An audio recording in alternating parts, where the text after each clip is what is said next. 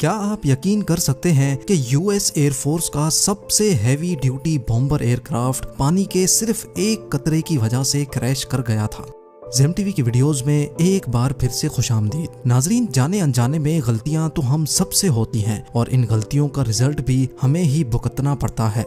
आज आप इंसान से पेश आने वाली ऐसी गलतियों के बारे में जानेंगे जो थी तो बहुत ही छोटी, लेकिन उनकी वजह से होने वाला नुकसान इंतहाई बड़ा था। तो आइए शुरू करते हैं।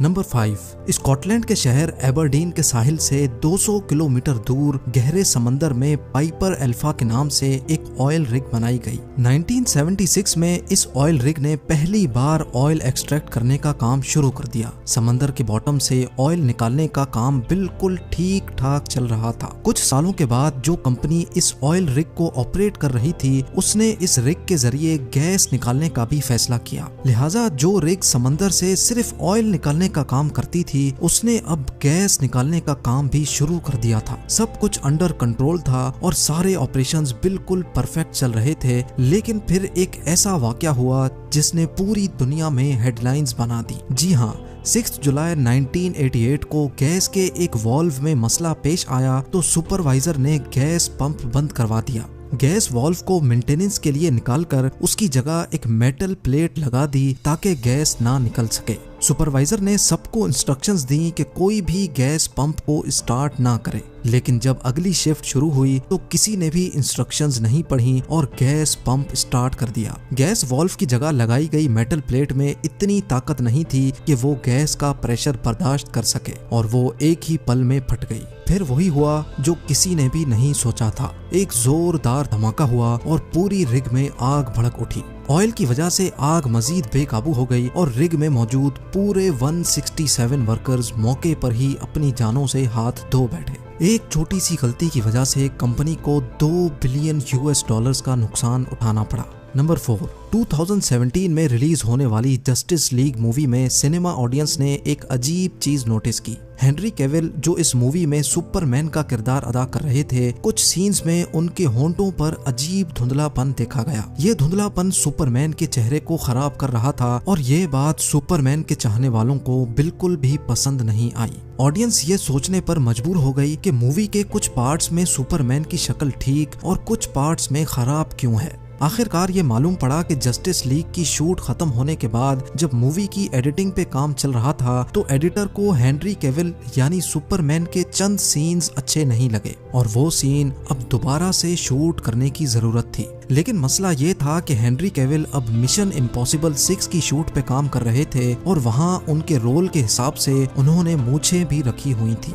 जस्टिस लीग के चंद शॉट्स के लिए हेनरी को दोबारा क्लीन शेव करना थी, जिसकी परमिशन मिशन इम्पॉसिबल 6 के प्रोड्यूसर्स ने नहीं दी। आखिरकार हल्की शेव और मूछों के साथ ही जस्टिस लीग के चंद शॉट्स करने पड़े और अब एडिटर का काम था कि इफेक्ट्स के जरिए वो हेनरी को क्लीन शेव करे। एडिटर ने अपनी पूरी कोशिश की, लेकिन जो रिजल्ट सामने आया उसमें हेनरी की शक्ल काफी अलग हो चुकी थी। सिर्फ इन मूंछों की वजह से मूवी पर एक्स्ट्रा $25 मिलियन का खर्चा हुआ और साथ साथ मूवी की लो रेटिंग की वजह से जो नुकसान हुआ वो इससे भी काफी ज्यादा था।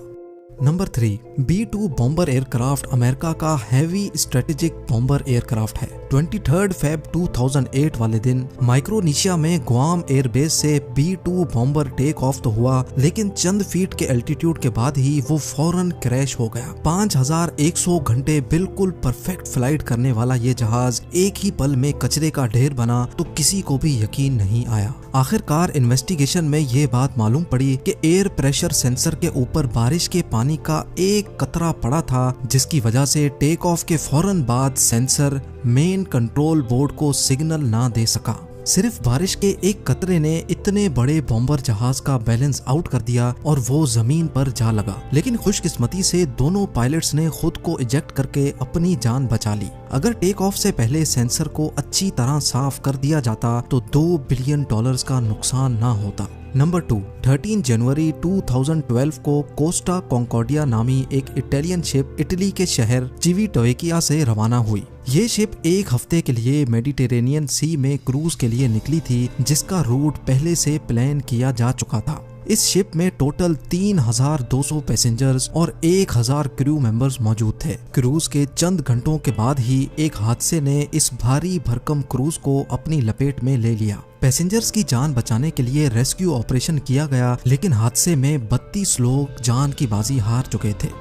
इन्वेस्टिगेशन में मालूम पड़ा कि शिप का रूट पहले से प्लान किया गया था, लेकिन कैप्टन फ्रांसिस्को शेटिनो ने डॉक से निकलते ही क्रूज की डायरेक्शन जिलियो आइलैंड की तरफ कर दी थी, जहां पर समंदर में बड़े बड़े पत्थर होते हैं। ऐसा ही एक पत्थर कोस्टा कॉन्कॉर्डियो से टकरा गया, जिसने शिप के लेफ्ट साइड में गहरा डेंट डाल दिया था। इस शिप को बनाने में टोटल $612 मिलियन का खर्चा हुआ था, लेकिन इस हादसे से टोटल $2 बिलियन का नुकसान हुआ। यानी जितना खर्चा इस शिप को बनाने में हुआ था उससे भी 3 गुना ज्यादा, जिसमें पैसेंजर्स को कॉम्पनसेशन, शिप को वहां से हटाने का खर्चा और शिप को स्क्रैप करने का खर्चा भी शामिल था। और अब नंबर 1, आज के दौर में एप्पल कंपनी के सिर्फ 10% शेयर्स की क्या कीमत होगी, इसका अंदाजा आप अच्छी तरह लगा सकते हैं। लेकिन एक ऐसा शख्स भी है जिसने एप्पल कंपनी के 10% शेयर्स सिर्फ $800 यानी 60,000 रुपयों में बेच दिए थे। स्टीव जॉब्स और स्टीव वोजनियक के साथ साथ एक शख्स और भी था जो एप्पल के फाउंडर्स में शामिल है, और वो है रॉन वाइन।